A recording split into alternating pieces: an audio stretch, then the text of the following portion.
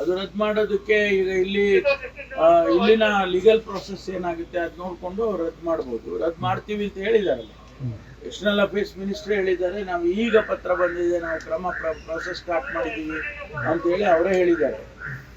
ನಿಧಾನ ಆಗಿದೆ, ಆದರೆ ಈಗ ಮಾಡ್ತಾ ಇದ್ದೀವಿ ಅಂತ ಹೇಳಿ. ಚುನಾವಣೆ ದೃಷ್ಟಿಯಿಂದ ಏನಾದರೂ ಅವ್ರು ಬಂದರೆ ಚುನಾವಣೆ ಮೇಲೆ ಎಫೆಕ್ಟ್ ಆಗುತ್ತೆ ಅಂತ ಇಷ್ಟು ವಿಳಂಬ ಮಾಡ್ತಾ ಇದ್ದಾರೆ. ಗೊತ್ತಿಲ್ಲ ಏನು ಅಂತ ಹೇಳಿ. ಕಾನೂನು ಪ್ರಕಾರ ನಮ್ಮಲ್ಲಿ ನಾವು ಏನು ಮಾಡಬೇಕು, SIT ಏನು ಮಾಡಬೇಕು ಕಾನೂನು ಪ್ರಕಾರ ಮಾಡ್ತಾ ಇದ್ದೀವಿ. ಚುನಾವಣೆಗೆ ಎಫೆಕ್ಟ್ ಆಗುತ್ತಾ ಆಗೋದಿಲ್ವಾ ಅದು ಬೇರೆ ವಿಚಾರ.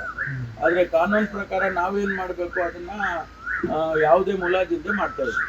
ಸರ್, ಈಗ ಅವ್ರು 26ನೇ ತಾರೀಕು ಬೆಂಗಳೂರಿಂದ ಹೊರಗಡೆ ಹೋದ್ರು. 28ನೇ ತಾರೀಕು ಒಂದು ಎಕ್ಸಲ್ಲಿ ಪೋಸ್ಟ್ ಮಾಡಿದ್ರು, ನಾನು SIT ಮುಂದೆ ಹಾಜರಾಗ್ತೀನಿ ಅಂತ ಹೇಳಿ. ಆಗ್ಲೂ ಬರಲಿಲ್ಲ, 7 ದಿನಗಳ ಕಾಲ ಸಮಯ ತಗೊಂಡ್ರು.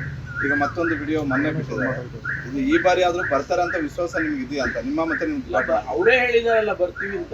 ನಾವೇ ಬರ್ತಾರೆ ಅಂತ ನಾವು ಹೇಳಿಲ್ಲ, ಅವರೇ ಹೇಳಿದ್ದಾರೆ. ನಾನು 31ನೇ ತಾರೀಕು 10 ಗಂಟೆಗೆ SIT ಮುಂದೆ ಅಪಿಯರ್ ಆಗ್ತೀನಿ ಅಂತ ಅವ್ರ ವಿಡಿಯೋದಲ್ಲಿ ಹೇಳಿದ್ದಾರೆ. ನಾನು ಕೂಡ ಅದನ್ನ ನೋಡಿದೆ. ಅದರಿಂದ ಅವರು ಬರ್ತಾರೆ ಅಂತೇಳಿ ನನಗೂ ಅನಿಸುತ್ತೆ. ಯಾಕೆಂದರೆ ಈಗಿನ ಡೆವಲಪ್ಮೆಂಟ್ಸು ಬರಲೇಬೇಕು. ಬರಲಿಲ್ಲ ಅಂತಂದರೆ ಪ್ರಾಸೆಸ್ ಮುಂದುವರಿಯುತ್ತೆ. ಪಾಸ್ಪೋರ್ಟ್ ಕ್ಯಾನ್ಸಲ್ ಮಾಡೋದು, ಆಮೇಲಿಂದ ಅಂದರೆ ಇಂಟರ್ಪೋಲ್ನವರಿಗೆ ಮತ್ತು ತಿರ್ಗಾ ನಾವು ರಿಕ್ವೆಸ್ಟ್ ಮಾಡ್ತೀವಿ. ಅಂದರೆ ಥ್ರೂ CBI ನಾವು ನೇರವಾಗಿ ಸ್ಟೇಟ್ ಗೌರ್ಮೆಂಟ್ ಮಾಡೋಕ್ಕೆ ಬರೋದಿಲ್ಲ. Through government of India agencies ಮಾಡ್ತೀವಿ.